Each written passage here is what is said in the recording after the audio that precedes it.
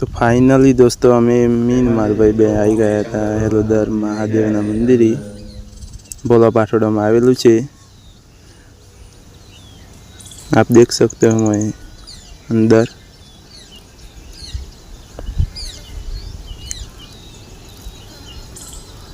आप देख सकते हो।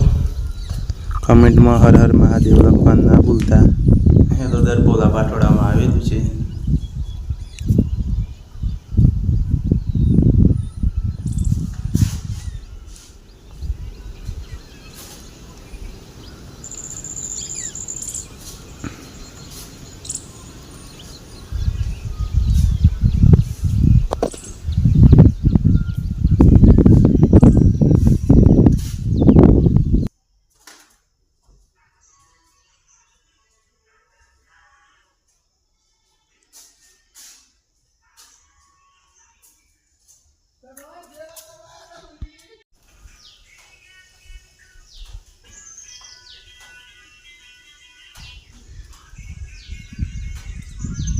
तो हेलो गाइस, आज से बाहर नो नज़ारो बताइए, आप देख सकते हो।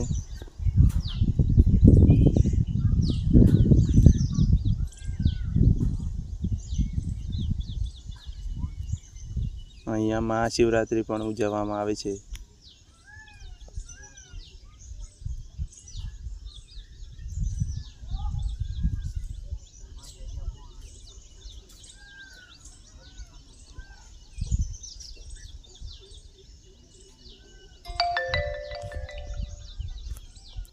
तो अहींया महाशिवरात्रि पण उजववामां आवे छे।